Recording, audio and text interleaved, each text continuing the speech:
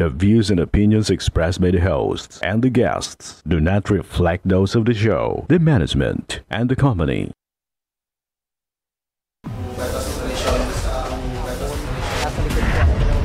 Kwento sa illegal na droga.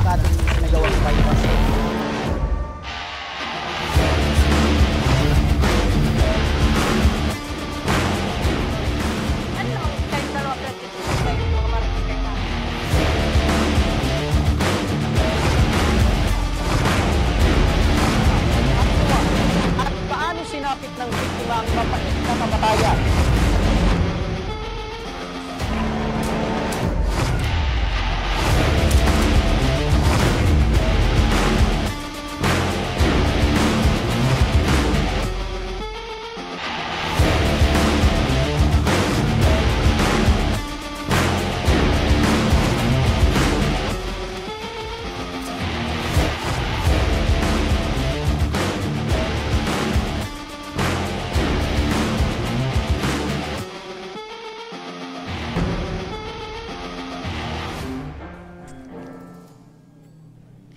Magandang hapon sa inyo mga ka-aksyon. Live na live po tayo ngayong araw ng Miyerkules at tuloy-tuloy ang ating pagbibigay ng serbisyo publiko.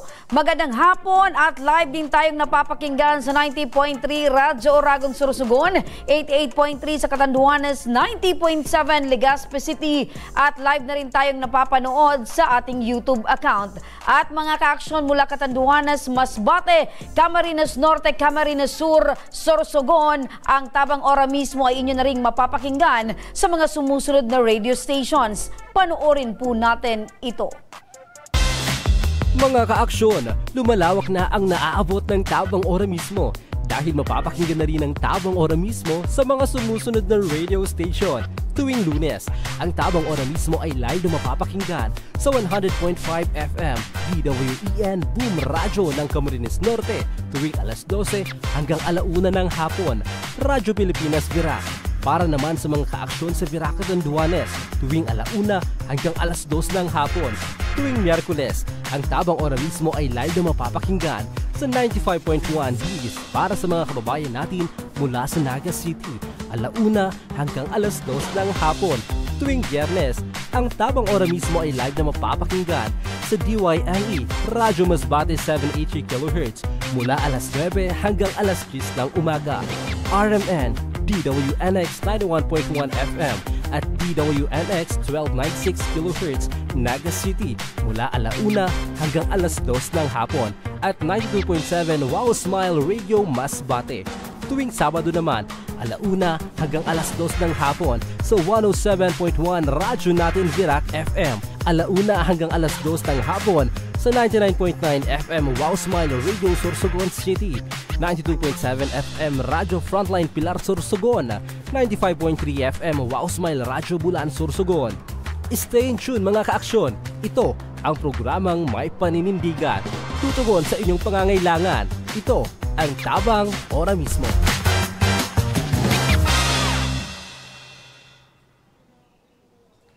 Umpisa na natin ang ating Tabang Ora mismo. Eto mga ka-aksyon, nito lamang buwan ng Oktubre, kami ay nakatanggap ng panawagan patungkol sa isang dalagitang 5 buwan na raw hinahanap ng kanyang lola. Ang sumbong na ito ay ora mismo nating tinugunan at sa ating pag-aksyon, agad na natuntuon ang kinaroroonan ng dalagita. Ngunit sa kanilang muling pagkikita, may nadiskubre ang lola sa kanyang nawawalang apo. Kung ano ito at ang tunay na nangyari, panoorin natin sa ating Tabang Ora mismo update.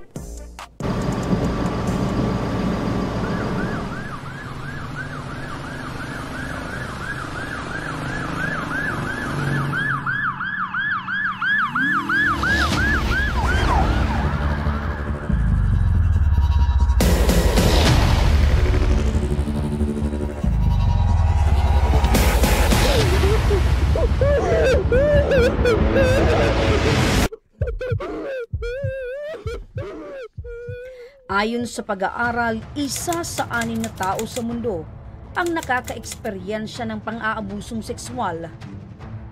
Ngunit para sa mga taong may intelektual na kapansanan, tinatayang 9 sa 10 ang nakakaranas nito. Kwento sa amin ni Nanay Lydia, bata pa lamang daw ang kanyang apo na si Ana nang mapansin nilang tila may kakaiba rito. Bata pa siya, mga 5 or 6 years old. Ganyan na po talaga siya. Pag nagpakinder ko yan, siguro mga 4 na buwan lang. Pagdadating yung pinupunit yung bag. Bago siya makadating doon sa bahay, punit na yung bag, punit na yung damit niya, yung bag niya. Sabi ko, bakit mo ginawa ka, kuya? La, ganyan lang siya. La. Pag nakakita siyang tao, parang tumatawa siya sa sarili niya. Napacheck up niyo po ba siya ng doktor? Opo, sa Kadlan. Yun, sabi doon sa doktor sa Kadlan, sabi niya, nanay, yung apo mo hanggang sa 7 years old lang yung isip niyan. Hindi na yan tataas, hindi yan bababa. Ganyan hanggang tumanda, ganyan na talaga yan. Si Nanay Lydia na ang kinalakihang magulang ni Ana at ng kanyang 2 kapatid. Dahil maagang namatay ang kanyang ama, habang ang ina naman nito ay umalis at sumama na sa ibang lalaki. Sinikap na ibigay ni Nanay Lydia ang pagmamahal at pag-unawa para sa mga naiwang apo. Ngunit hindi niya lubos akalain na mabibiktima pa rin ito ng pang-aabuso mula sa ibang tao. Taong 2024 nang walang awang hinalay ang kanyang apo na si Ana. CCTV siya ng 2 magkapatid na yan, nakaupo doon sa sala. Sabi ko, diyan ka muna kako kayo, dadalan ko sa tatay mo ng pagkain. Alis ako dito, alas 11:30. Tapos, mga alas 12:30, balik na naman ako. Di, nasaan na hindi ko alam na, nakatulog lang ko. Di, alas 3 na, wala pa. Sabi ko, bibi, wala na, tingnan mo pa ako dyan sa kanto. Wala naman, nay. Mga 2 araw na, sabi ko, wala na. Tatanong ko sa kanto, wala man. Wala man kami nakita. Yung pangatlong araw, may nagsabi sa akin na, yung ako mong hinahanap mo, nandyan pala sa kapitbahay natin, dyan sa kanto. Nandun yun, sa gilid, nakaupo lang. Tapos, tinanong na ng kapitan, ano po, inano ka ng lalaki na? Ako, 3 beses. Sabi niya. Nung hubaran po niya. Hindi na naman naabutan yung lalaki. Wala na, tumakas na. Hanggang ngayon, wala. Pero nakasuhan niyo po? Opo. Simula raw noon ay tila nagbago na si Ana.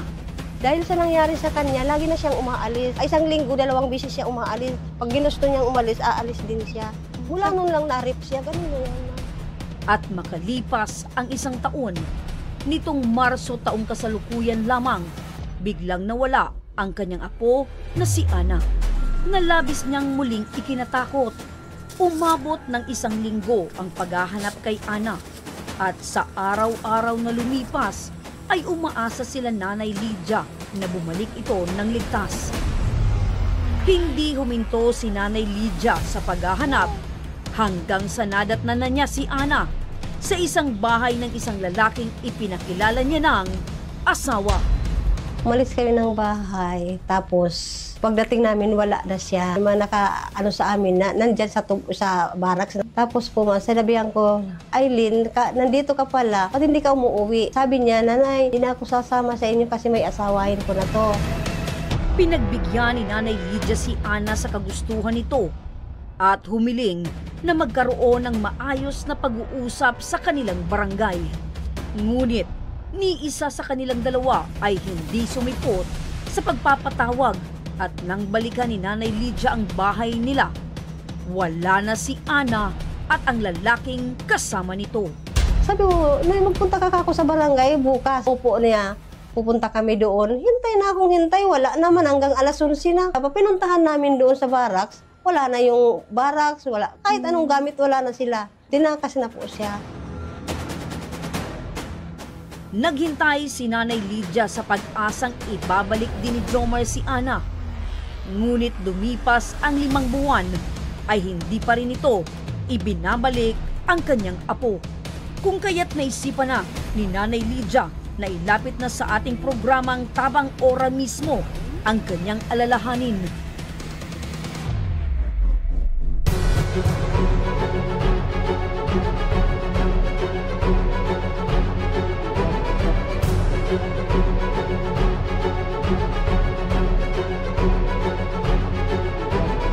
Ngayon mga ka-aksyon ay narito tayo sa Barangay del Rosario at ayon kay Nanay Lydia noong nakaraang Marso ay tinangay ng isang dayong nagtatrabaho sa tubuhan ang kanyang apo. Ngayon mga ka-aksyon ay pupunta natin si Nanay para dalhin sa pulis upang opisyal nang maiblatter ang pagkawala ng kanyang apo.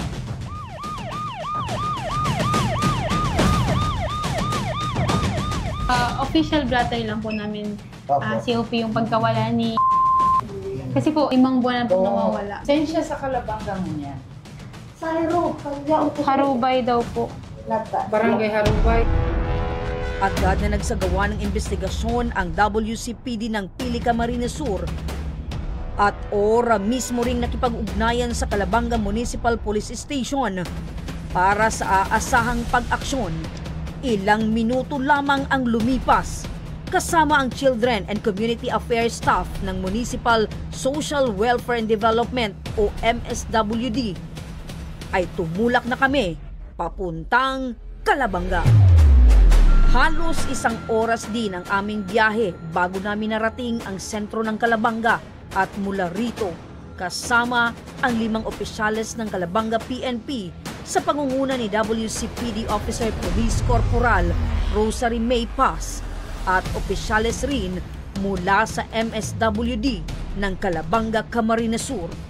Buong puwersa na kaming tumulak papuntang Harubay, Calabanga Camarines Sur kung saan ang sinasabing lokasyon ng lalaking di umano'y tumangay kay Ana. Pagdating sa lugar ay agad na nagsagawa ng pagpupulong kasama si Punong Barangay Joel Orlina ng Harubay, Calabanga patungkol sa gagawing pag-rescue kay Ana. Makita po muna yung pigilian po. Ganit po muna rin makikita ma. Oo. Kasi po, ano po ma? Kung may kayo pa na kayong uniform, baka masyadong normal. Ayun mga ka-aksyon, kasama yung mga pulis na ka-civilian, yung tanod, ay pumunta sila doon sa area ni Jomar Galapardo para sunduin siya. Yun yung naging taktika ng mga kasamahan nating pulis para daw hindi maalarma itong si Jomar at mahinahong sumama.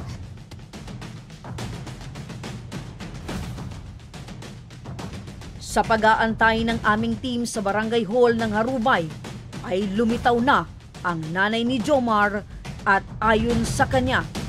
So talagang ano na sila? Iyo po. Ako na nagsabi man po talaga itong aki ko na po naman na mag-alit. May number po si Jomar? Mayo naman tong cellphone.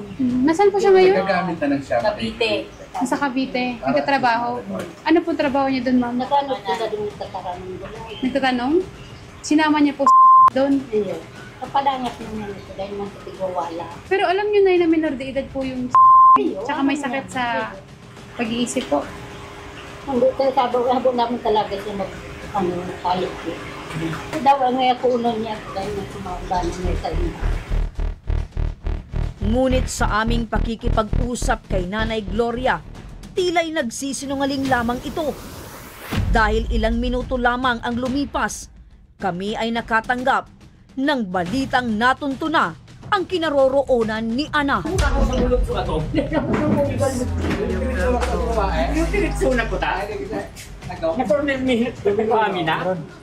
Kaso po, ano nangyari sa'yo? Nakita yung si Jomar. Nakuha niyo na si Aileen sana. Kaso, ayaw sumama. Saan na po si Aileen? Sunduin po ng babae dito para papakiusapan. Sunduin natin, Nay. Sige po, tara. Tara ka. Maiba na po ako. Matarik, malubak at masukal na daan ang 1 oras din naming tinahak hanggang sa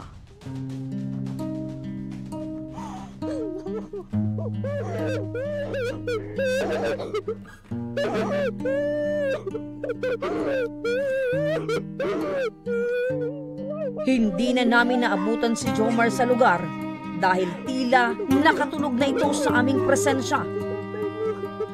Pinagtuunan na lamang namin ng pansin ang pagbawi muli kay Ana.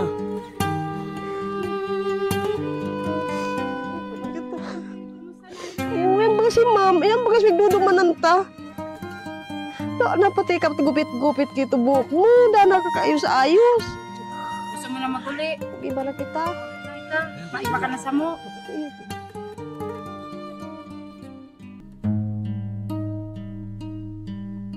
At nang makarating kami sa barangay hall, ay may napansin kaming tila kakaiba sa kanyang postura. Sabi, May nararamdaman ka mo? Parang buntis to na. kaya nga ma'am, ipaano pa pupulso ko naman sa ano mga Upang siguraduhin ang sitwasyon ni Ana, dumaan na muna kami sa isang butika para bumili ng pregnancy test kit. At sa kanilang bahay ay aming nakumpirma.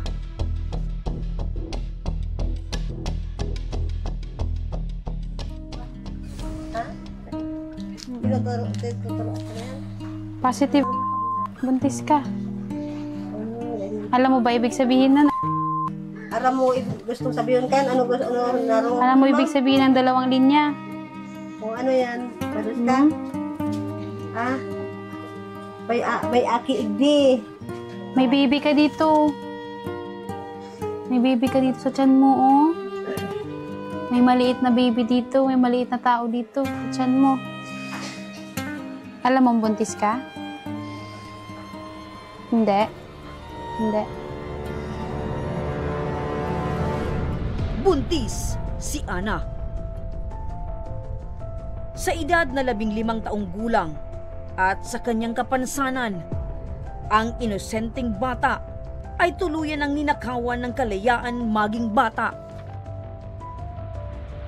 Matinding pang-aabuso ito kay Ana, kung kaya naman aming sinigurado na mabigyan ng hustisya ang panggagahasa sa bata. Ano yung balak mo? Yun ang sabi ko kay ma'am doon sa police station na itutuloy ko yung kaso. Tutuloy mo yung Opo. kaso. Kasi hindi naman yan pwedeng baliwalain lang. Patuloy kaming nakipag-ugnayan kay Nanay Lydia para sa proseso ng pagsasampa niya ng kaso laban kay Jomar. Ngunit 1 buwan ang lumipas. Ipinaalam na lamang sa amin ni Nanay Lydia na hindi na niya nais ituloy ang pagsasampa ng kaso. Ako po ma'am, magpupokus na lang po ako sa pagbubuntis. Yung kaso noon sa Alabanga talagang ititigil ko na yun, ma'am. Di ko na talaga kaya magdaan ng proseso na yun. Nagsabi ko po sa asawa ko, di ko kaya. Buntis pa, birbiyahe. Oo, tapos ang pamasahe pa, ma'am. Sabi na asawa, yan, pamamasahe, bili na natin pangkain niya. Kahit nakakagalit talaga. Basta nakuha ko na lang yung apo ko. Diyos na lang ang nagparusa sa kanya. Kasi lahat naman tayo nakikita ng Diyos. Nagpapasalamat po ako sa Tabang Ora mismo na nakuha ko yung apo ko doon sa Alabanga. Pag may nagtatanong sa akin, ma'am, paano yan nakuha ng layo-layo yan? Sabi ko, sa Tabang kako ng Ora mismo, doon ako nagpapasalamat. Talagang salamat sa Diyos kako na natalungan ako ng Tabang Ora mismo. Doon kako kami nagsimula. Kung bibigyan pansin lamang natin ang pangyayaring ito, isa lamang si Ana sa maraming bilang na may kapansanan na hindi kayang ipagtanggol ang sarili. Walang sapat na kaalaman sa kanilang karapatan at madalas ay walang boses patungkol dito. Ngunit hindi ito kailanman dahilan upang sila'y pagsamantalahan. Tungkulin natin na protektahan sila at irespeto bilang isang mahalagang miyembro ng lipunan. Kaya naman hangarin ng aming programa na maging kaagapay at inyong kasangga. Ito ang Tabang Ora mismo.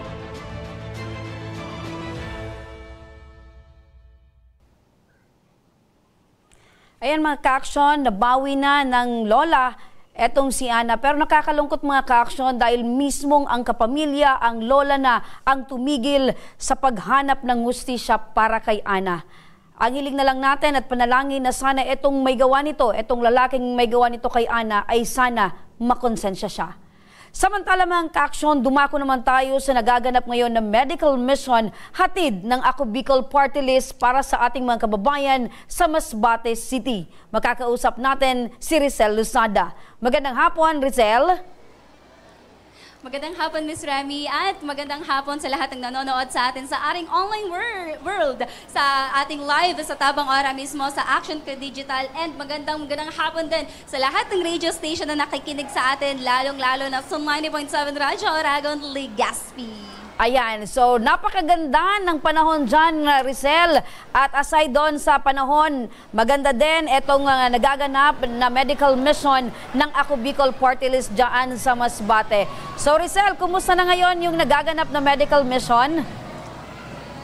Miss Remy, alam mo, dinumog, dinayo at pinuntahan ng iba't ibang residente mula sa Masbate City ang ating medical mission na hatid ng Ako Bicol Party List. Kung makikita mo nga sa aking likuran ay kasulukuyang pa rin nagaganap at marami pa ang nakapila para magpatingin sa doktor. Marami pa rin ang nakapila para mag-avail ng ating free reading glasses at may ilang pa nakapila para mag-avail ng ating dental services. Alam mo, Miss Remy, lumampas na nga tayo sa ating target beneficiaries dahil ang target lang talaga natin na ma-check upan ngayon ay ang barangay ng Magallanes. Ngunit dahil na din sa inisyatibo ng City Provincial ay iba't ibang barangay na po ay residente mula sa Masbate City ang pumunta dito at nag-avail ng ating medical mission. Sa katunayan, Miss Remy, kasama ko nga ngayon ang Regional Communication and Connection Program Officer ng Ako Bicol Party List at ang na si Miss Sally Luces at ang Lieutenant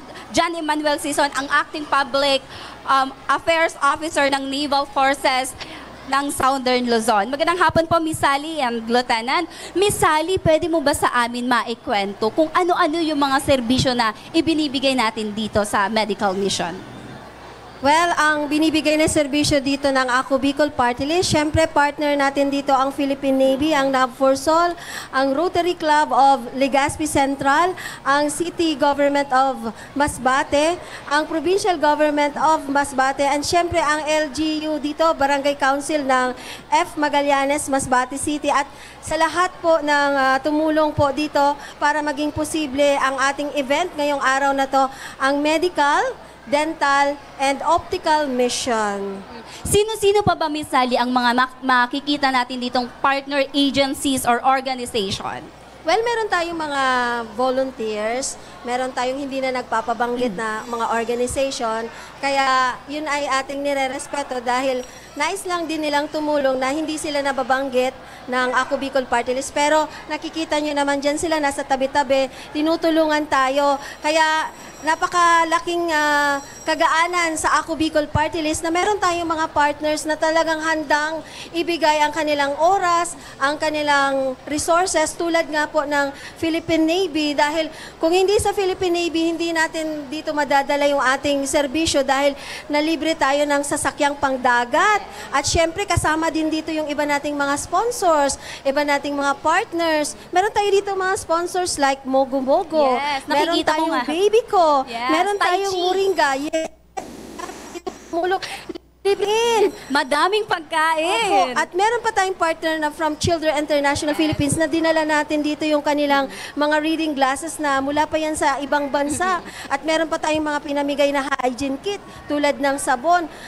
Galing din yan sa Clean the World, Yes. Bar of Soap, and Children International Philippines. At syempre, mamaya, makikita natin yung mga beneficiaries ng ating munting hiling sa wheelchair distribution natin. Miss Sally, marami pa din yung tao dito, no? Though nagsimula tayo kaninang alas 8, hanggang ngayon ay hindi pa tapos. Ilan na po ba yung natitingnan at nakikater natin mga beneficiaries? Well, ayon sa ating partner, yung ating medical team, ang target natin talaga is 400. Kaya lang dahil nakipag-partner tayo sa City Government of Masbate, yung supposed to be na kanilang i-check up today ay nandito rin. Kaya lalampas talaga tayo ng 500. That's why nakikita nyo hanggang ngayon, marami pa rin po ang nakapila. Pero ang commitment naman po ng ating partner, ng medical team, na hanggat may pasyente pa, ay tatapusin nila. So definitely, matatapos ang araw na to, lampas po tayo sa target natin. Okay. Congratulations po para sa napaka-matagumpay na medical mission po dito sa Masbate. Dito naman po tayo kay Lieutenant Sison. Lieutenant, ano na po bang mga serbisyo ang natanggap ng ating mga kababayan ngayong hapon mula naman po sa NAVFORSOL? Ayan po, una sa lahat, magandang tanghali po sa lahat na nakatutok sa Tabang Ora mismo. Ako po si Lieutenant John Emmanuel Sison, Philippine Navy, ang Director of Public Affairs ng Naval Forces Southern Luzon. And at the same time, the Acting Assistant Chief of Staff for Civil Military Operations o C7 ng NAPORSOL din. So ngayon po, ang ating pong mga kababayan ay nakatanggap ng serbisyong medical at dental din. Mula naman po sa team ng NAPORSOL. Ang inyo pong Philippine Navy sa ngayon ay nakiisa sa programang ito ng Ako Bicol Party List upang sa gayon ay makapaghatid din tayo ng ating serbisyo, ating paglilingkod para sa ating mga kababayang naapektuhan ng Typhoon Opong. Lieutenant, ano po ba yung layunin ng programa, sa programang ibinahagi ninyo ngayong hapon? Ayun po, ang atin pong Armed Forces of the Philippines or specifically the Philippine Navy, ang layunin po nito sa mga ganito aktibidades ay makiisa sa ating mga partner agencies, mga partner organizations at mga iba't ibang sektor na lipunan upang sa gayon ay makarating po sa ating mga kababayan ang mga needed na basic services, especially sa mga tinatawag nating GIDAS or geographically isolated and displaced areas. So with this, in a military parlance po, ang inyo pong Philippine Navy ay nagkakandak ngayon ng civil military operations. Sa ngayon, meron tayong tinatawag na civic action programs. Sa ngayon po ay dinadaluhan at kinakaisahan ng inyong Philippine Navy dito sa lugar ng F. Magallanes sa Masbate. On that note, Lieutenant, ano pa po yung aasahan ng Masbate nyo mula po sa inyong ahensya? Ayun po, ang maasahan pa po ng inyong pong mga kababayan dito sa Masbate ay ang inyong pong Philippine Navy patuloy po na makikibahagi sa mandato nitong nation building at national development.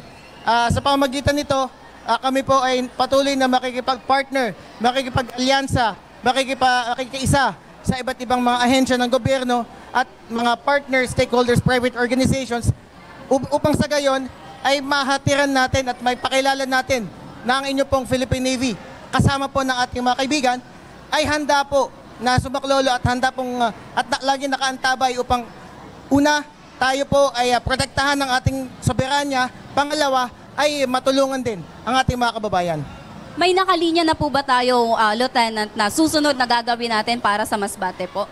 Ayun po, sa ngayon po, nasa gitna pa po tayo ng mga pagpaplano at wag po kayo mag-alala. Agad po namin itong ibabalita sa amin pong Facebook page sa NAPORSOL Philippine Navy, ang lahat po ng magiging updates at lahat po ng ating mga magiging gawain sa Masbate at sa iba't ibang bahagi pa ng Timog Luzon. Any words na lang po of encouragement or message po para sa ating mga Masbateño na hanggang ngayon ay bumabangon pa rin mula sa pananalanta ng bagyong Opong?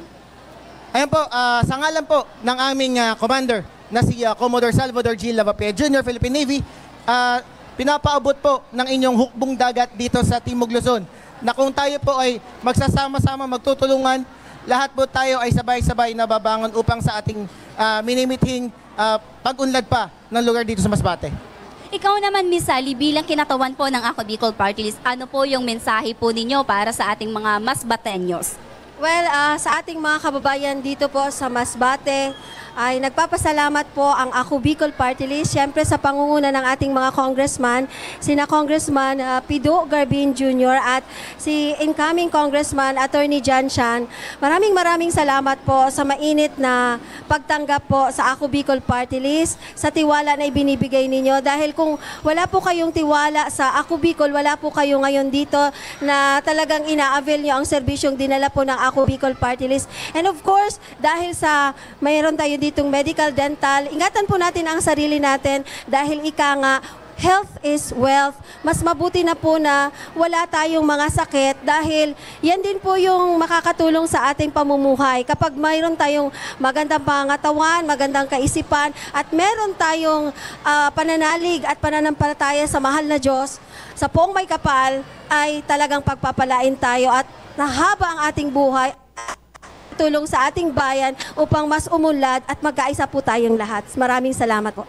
Ayan, maraming salamat, Miss Sally. Maraming salamat din, Lieutenant. At Rizel, yan ay patunay na hindi nagpapatinag ang Ako Bicol Party List dahil patuloy ang pagbibigay ng serbisyo sa ating mga kababayan dyan sa Masbate. Maraming salamat, Rizel. Pero Rizel, may tanong pa ako. Aside doon sa mga nababanggit ng mga partners natin, sino-sino pa itong mga kadalasang partners natin, aside doon sa binabanggit ni Miss Sally na ayaw na magpabanggit, pero meron pa bang mga partners dyan na katuwang natin sa nagaganap na medical mission dyan sa Masbate? Miss Remy, marami tayong ka-partners actually na present dito at talagang hawak kami, kabit-bisig na nagtutulong-tulong para matulungan ang ating mga Masbatean. Yung kasama na dyan, ang Children International, ang Rotary Club of Legazpi, ang marami pa actually, kaso marami din po ang hindi nais na magpabanggit dahil gusto raw po nila tumulong nang wala ng acknowledgement mula po sa atin. Pero yes, nagpapasalamat daw po sila kasi nakikita raw po natin sila at ine-entertain natin sila na makipag-partnership sa ating mga layunin at makipag-partnership sa programa po ng Ako Bicol Party List. Okay, so with that, maraming salamat sa kanila, no, Rizel. At Rizel, nababanggit mo na yung target talaga ng Ako Bicol ay 400 beneficiaries, pero sumobra. Umabot na ng 500 itong nakatalaan na mabigyan ng libreng serbisyong medikal ng Ako Bicol Party List. Pero ano yung mga kadalasang concern ng ating mga kababayan dyan ay dunulog ngayon dyan sa medical mission? Miss Remy, samot-sari ang mga concern at mga kondisyon ang napunta dito, kondisyon ng mga kababayan ang pumunta dito sa medical mission ng Masbate City. Alam mo, Miss Remy, yung iba doon ay ubo at sipon lang. Pero yung iba ay malala ang kanilang mga kondisyon kagaya ng may mga bukol sa katawan, may cerebral palsy din po tayong nakita dito. And ito nga, Miss Remy, isa sa mga tutulungan natin ngayon ay isang ama ang dumulog, hindi para sa kanya, kundi para sa kanyang anak. Ito kasama ko ngayon si Tatay Francis Oliver. Ang kanyang anak, Miss Remy, ay 1 taong gulang na at tinubuan ito ng mga pantal-pantal at sugat sa kanyang katawan at ang pinaghihinalaan nilang rason ay yung tubig na ginagamit nila na panligo dahil nakontamina daw ito noong nagdaang bagyong Opong. Okay. So, magandang hapon po sa inyo, Tatay. Magandang hapon din po, ma'am. Oo. Tatay, pwede mo ba ikwento sa amin kung ano po ba yung nangyari sa anak niyo pong 1-year-old?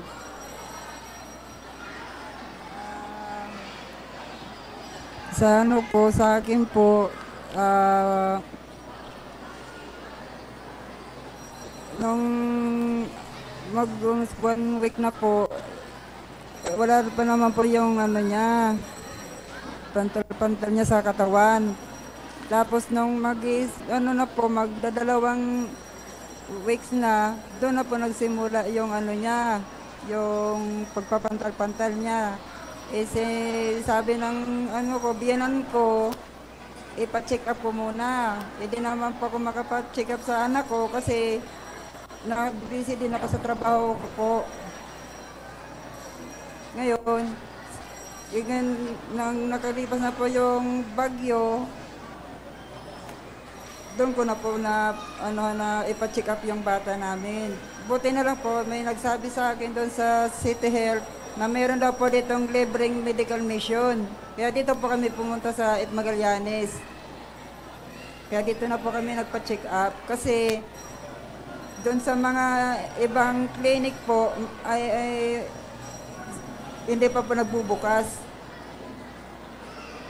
Tatay, kwento nyo sa amin, ang ginagamit nyong, ay saan po ba kayo kumukuha ng tubig, panligo?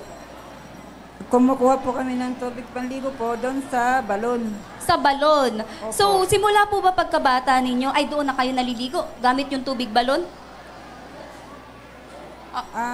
Opo. Oo. Kayo po ba, ang kiniklaim nyo po kasi tatay, si baby ay nagkaroon ng pantal-pantal dahil sa tubig na ginagamit nyo po panligo. Tama po ba?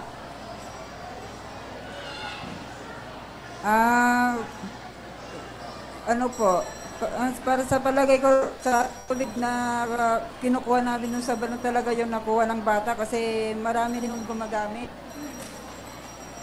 Tapos, maliban doon, kasi pag bumabaha, di umuulan at saka bumabaha, yung anak ko, naglalaro din sa baha. Bakit niyo po hinahayaan maglaro sa baha yung bata? Hindi ko naman mapigilan yung anak ko kasi siya naman ang may gusto na maglaro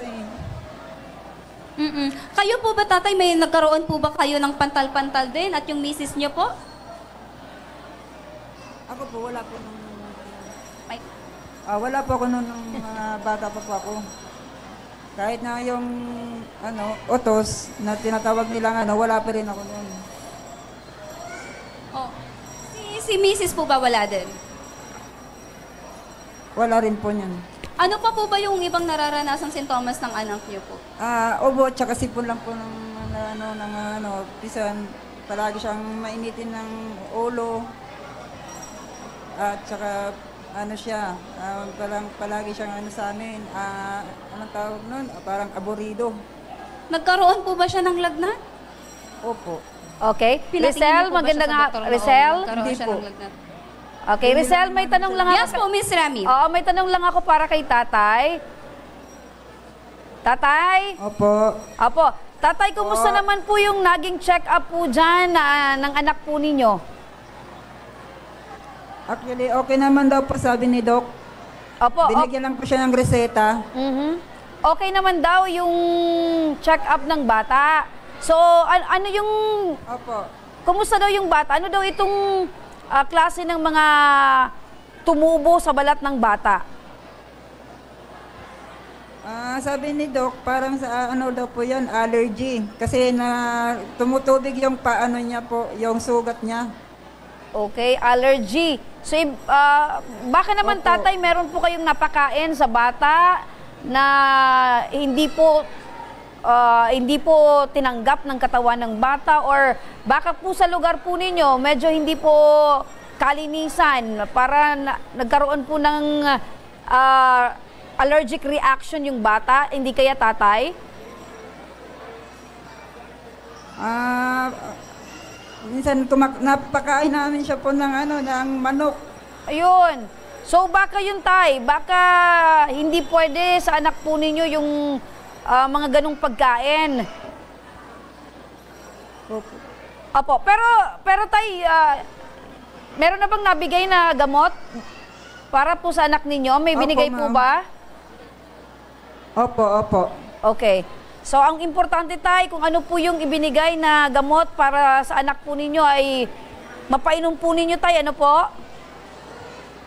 Opo. Tay, ano po yung trabaho po ninyo? Actually, dapat nasa work na nga ako ngayon po, mami. Ano po? Nasa work na po talaga ako ngayon. So nasa trabaho po kayo, sumaglit lang po kayo para pumunta po dyan para dalhin po yung anak ninyo, tay. Opo. Okay. So, at least naman po tay, dyan ay libre. Libre na po yung check-up, libre din po yung gamot. Opo. Maraming salamat po sa Ako Bicol po. Okay. So, at lalo na po sa amin, City Mayor. Opo. Malaking tulong po ba ito sa inyo, Tatay Francis, na medical mission ng Ako Bicol Party List? Opo, ma'am. Opo. So, matagal na din po bang hindi nyo napapatingnan sa doktor yung anak po ninyo? Opo. Okay. Ngayon lang po ako nakapa-check up sa kanya.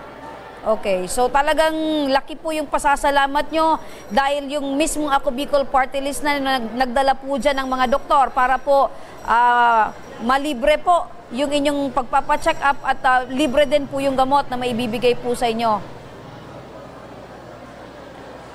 Tatay Francis, ganito po Tatay Francis, makinig po kayo dahil mula po sa aming programa, kami ay magpapaabot po sa inyo ng munting tulong, munting cash assistance upang maibili nyo po ng mga kinakailangan na gamot pa ng inyo pong anak. Maraming salamat po, ma'am. Opo, dahil syempre yung gamot po dyan, kung kinakailangan po masustain ng anak po ninyo, meron po kayong pangbili at pangdagdag. Ano po, tay? Opo. Miss Rizel, iabot mo na yung 5,000 piso para kay Tatay Francis para sa pambili ng gamot ng kanyang anak. Miss Remy, alam mo ba, hindi ko pa naaabot ay talagang parang naiiyak na si tatay at ang laki-laki na ng ngiti niya. Pero eto na tayo, eto na. Isa, ano yung mga isa, 2, 3, 4, 5, 5,000 pesos po para sa iba pang medical na pangangailangan po ng anak ninyo. Bakit po kayo naiiyak, po sa Bicol. Opo. Tatay Francis, hindi po kayo nagsisisi na lumiban po muna kayo sa inyo pong trabaho dahil yung 5,000 po ay parang sahod nyo na po sa isang kinsenas. Tama po, tay? Opo, ma'am. Maraming salamat po. Hirap ng buhay ngayon kasi dumaan po kami sa tindi ng hirap sa bagyo. Ngayon lang po nakaahon. Opo. So, naniniwala na po kayo, tay, na ang Ako Bicol Party List ay katuwang po ng ating mga kababayan. Ano man po yung pinagdadaanan po natin, tay, lakasan lang po natin yung ating loob dahil meron po tayong katuwang ang Ako Bicol Party List at ang Puong May Kapal. Opo, maraming salamat po sa Ako Bicol, lalong-lalo na po sa Panginoon. Opo, maraming salamat. Tatay, sa inyo pong tiwala sa aming programa. Maraming salamat po sa muli. Thank you po.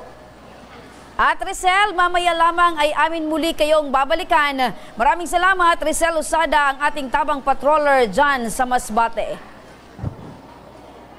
At sa pagbabalik ng Tabang Ora mismo, mga kaaksyon, munting hiling ng 5 residente sa Masbate, ora mismong tuto pa rin ng Ako Bicol Party List. Ano ang regalong naghihintay sa kanila? Abangan. Kaya huwag kayong bibitaw at magbabalik pa ang Tabang Ora mismo.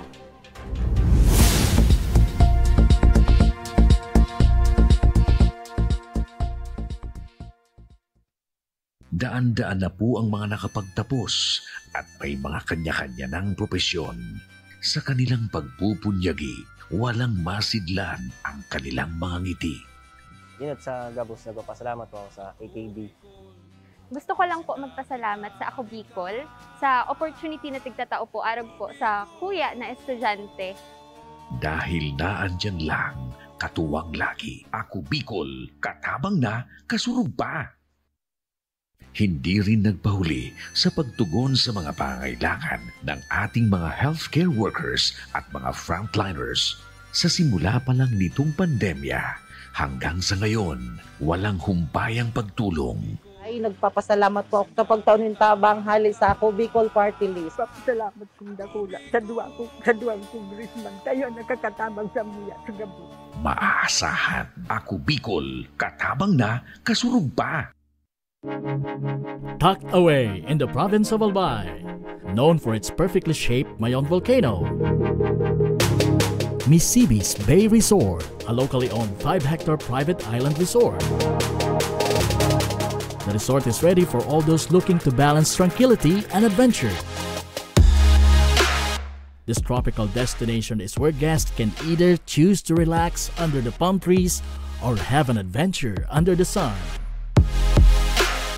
It features modern and luxurious rooms and villas, recreational facilities, and sophisticated services.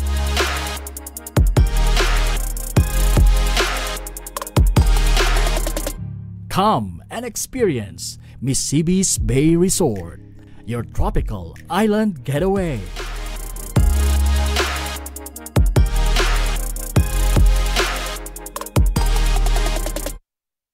Problema sa tubig, agarang binigyang solusyon. Nagpatayo ng mga solar-powered water supply system sa mga liblib na lugar. Libre, malinis at maaasahang supply ng tubig 24/7. Nakulaang ng pagpapasalamat niya mo dahil may ikamalilingan habang kami nabubuhay. Nakulaang nining tabang para sa gabos na tao digdi. Salamat po. Para sa ating mga kababayang nasa laylayan, Ako Bicol, katabang na, kasurug pa. Libo-libo na ang mga nabigyan ng tulong medikal.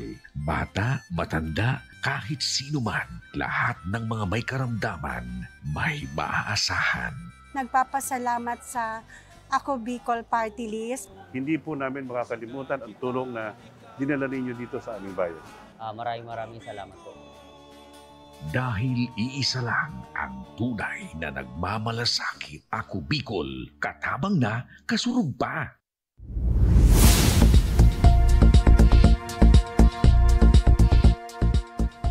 Nagbabalik ang tabang ora mismo. Eto mga ka-aksyon, 5 residente sa Masbate may iisang hiling na ora mismong tutugunan ngayong hapon ng Ako Bicol Party List.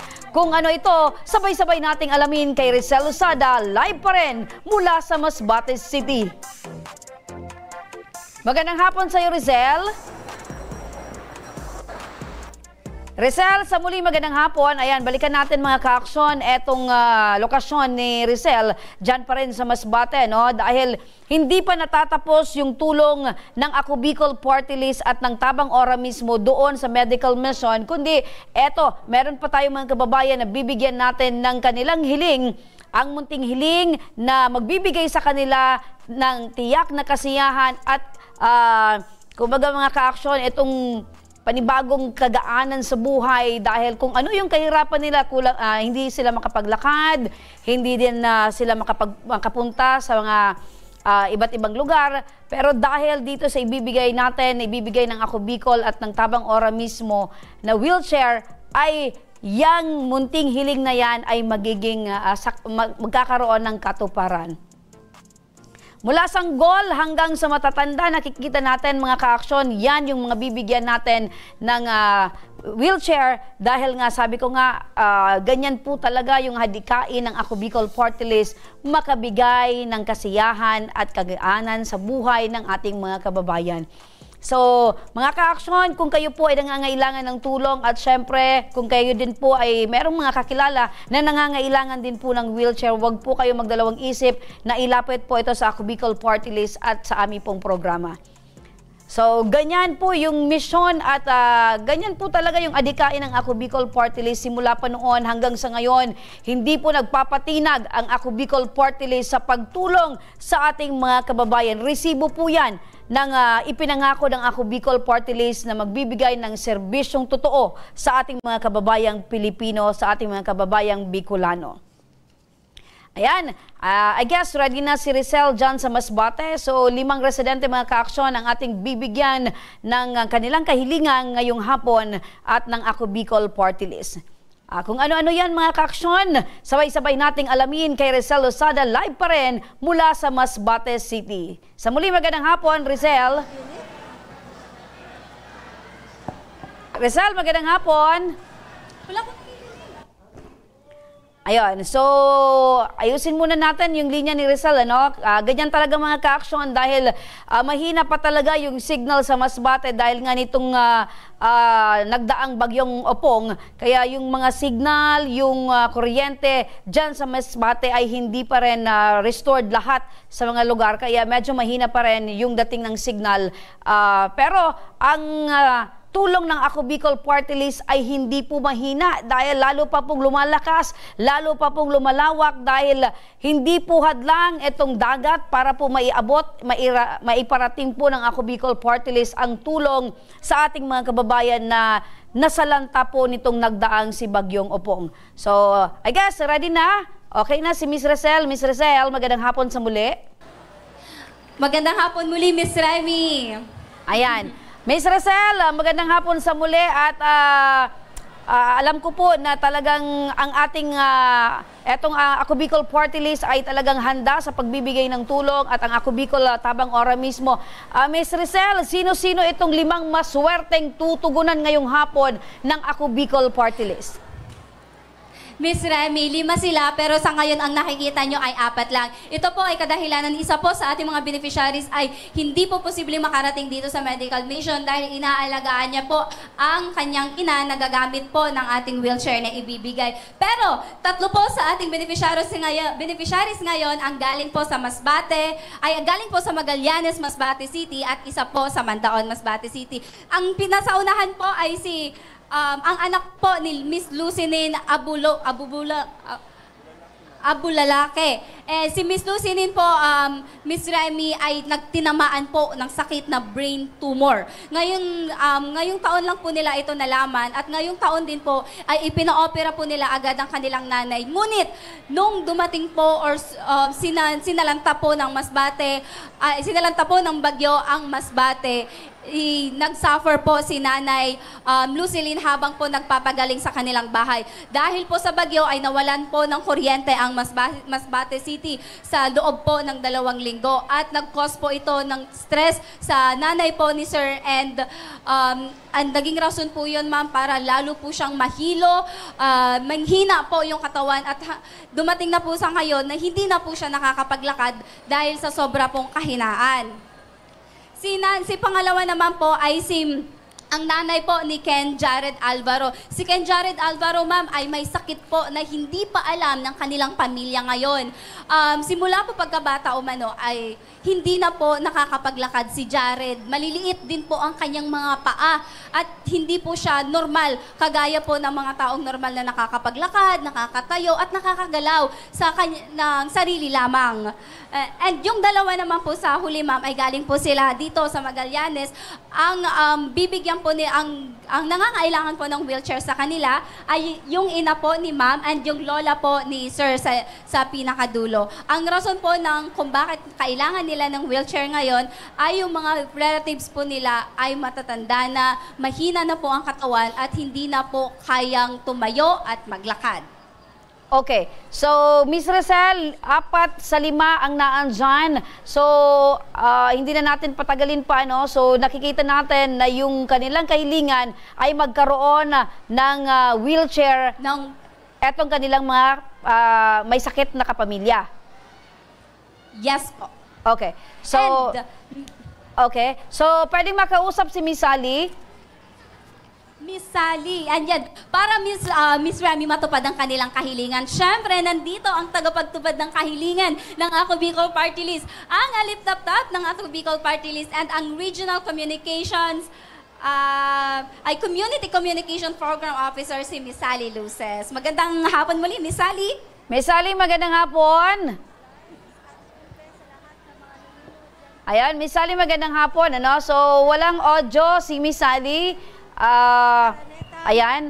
Miss Sally. Ang Baha Salvador ng Bicol. Okay, Miss Sally, alam po namin na meron kayong bitbit. Sa pamamagitan ko po as Regional Community Connections Program Officer ay ibibigay na natin yung kanilang mga munting hiling na mga wheelchairs. Ayan, nakikita niyo po ito.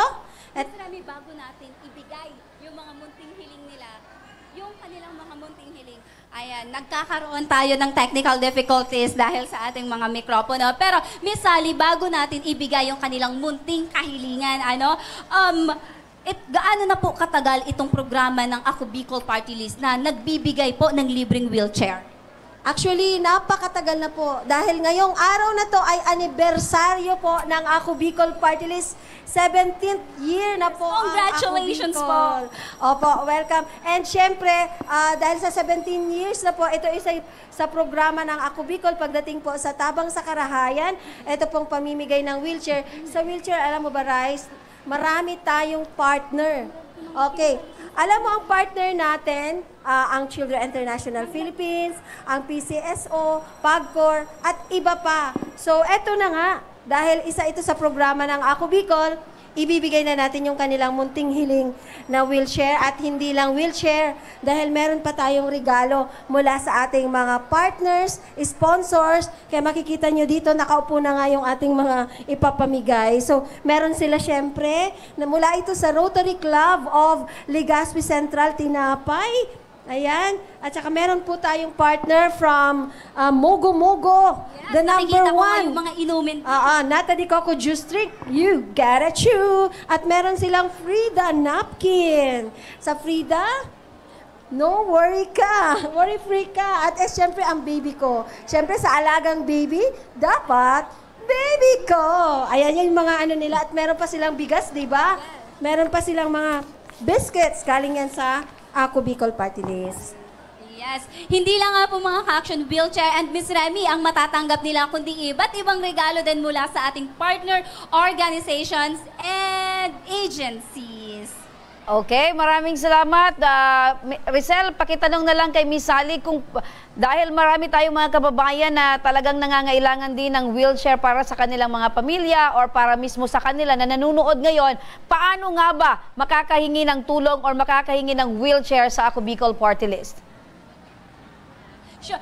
Pinapatanong po ni Miss Remy dahil madami po talaga yung nangangailangan ng wheelchair dito sa ating Kabicolan. Lalong-lalo na dito sa Masbate, nakita natin, Miss Sally, paano po tayo makaka-avail or yung mga beneficiaries or gustong mag-avail ng wheelchair po sa Ako Bicol Party List? Well, sulat po kayo sa ating mga congressman, sina Congressman Pido Garbin, at ipadala po natin dito sa ating provincial Executive Coordinator na si Hanilyn Lombres, dyan po sa Barangay Nursery, Masbate City. At dalhin nyo lang po yung inyong medical certificate na kinakailangan nyo ng wheelchair at kailangan din ng 3R. Kasi alam mo, Miss Rice, may mga sizes yan. Meron yan small, medium, large. Kaya para alam natin kung anong size ng wheelchair ang ibibigay natin. And kung hindi man kayo makapasyal sa opisina ng Ako Bicol, padala nyo po through our page, ang Ako Bicol Party List o kaya ang Tabang Ora mismo or Action Co Digital at Ako Bicol Online TV. Maaari nyo po doon ipadala or sa inyong lingkod, pwede din, or kay Miss Hanilyn po, ipadala nyo po ang inyong sulat. At yun po ay i-assess at i-evaluate kung kinakailangan mo talaga ng wheelchair. Kasi alam mo, Miss Rice, hindi ko mo nakakalakad ka, hindi ka nakakalakad, ay ang sagot ay wheelchair na. Kasi maaaring tungkod, o maaaring yung saklay. Marami kasing assistive devices na pwedeng ibigay. Sa ngayon, ang meron tayong available ay wheelchair. Ayan, para sa ating mga manonood, magpadala lamang po kayo ng letter sa opisina po ng Ako Bicol Party List or kaya sa kanilang Facebook page na Ako Bicol Party List. And yes, Miss Remy, mula nga dito sa Masbate City, ako po si Rizel Lozada, ang patuloy na maghahatid ng kwento mula sa inyong munting kahilingan. Maraming salamat po. Maraming salamat, Rizel Lozada, at maraming salamat din, Miss Sally Luzes, ang Regional Community Connections Program Officer ng Ako Bicol Party List. So, sa muli, maraming salamat, Miss Rizel. So, mula dyan sa Masbate, nagpapatuloy itong sinasagawang medical mission ng Ako Bicol Party List. At yan ang kwento at hinaing ng ating ora mismong tinugunan at binigyang aksyon ngayong hapon. Para sa mga nagdanais na humingi ng tulong sa aming programa, panoorin po natin ito. Sa may mga problemang legal at medikal na nais humingi ng tulong sa ating programa, maaari po kayong magsadya sa aming tanggapan sa ground floor Embarcadero de Legazpi, Victory Village, Legazpi City. Bukas po ang aming tanggapan mula Lunes hanggang Sabado, alas 8 ng umaga hanggang alas 5 ng hapon. Sa mga nasa Metro Manila naman po at kalapit na lugar, maaari po kayong humingi ng tulong sa Action Co Center sa North Wing ng Batasang Pambansa. Magpunta lamang po kayo tuwing araw ng Lunes alas 8 ng umaga hanggang alauna ng hapon. Maaari na rin po kayong magtungo sa Tabang Ora mismo Satellite Office sa Camarines Norte sa Provincial Capitol Building, Barangay 3, Daet, Camarines Norte. At para naman sa mga taga Camarines Sur, maaari na rin kayong dumulog sa Zone 2, Tagungtong, Goa, Camarines Sur. Bukas po ang aming tanggapan mula Lunes hanggang Biyernes, alas 8 ng umaga hanggang alas 4 ng hapon. Maaari din kayo magpadala ng mensahe sa aming official Facebook page na Tabang Ora mismo. Kahit anong reklamo ay amin pong tinatanggap. Huwag niyo rin pong kalimutang i-follow ang aming mga official social media account sa aming Facebook account, YouTube at TikTok account, Tabang Ora mismo. Action ko patuloy na magsisilbi. Action ko sa mga nangangailangan. Ayan mga ka-action, 71 days na lang at papalapit na ang Pasko. Advance, Merry Christmas mga ka-action. At hanggang bukas mga ka-action, sama-sama pa rin nating aksyonan ang mga problemang medikal at legal. Ito ang programang May Paninindigan, tutugon sa inyong pangangailangan. Ako po si Remy Araneta Mindones, magandang hapon at salamat. At ito ang Tabang Ora mismo. Action ko sa mga nangangailangan, action ko lahat ay dadamayan. Noon at ngayon tayo'y sinamahan, action ko patuloy na magsisilbi. Action ko sa mga nangangailangan, action ko lahat ay dadamayan. Noon at ngayon tayo'y sinamahan, action ko patuloy na magsisilbi. Isang masipag na pilantropo, sa hirap at ginawa kasama mo, malapit ang puso sa mga natutulungan.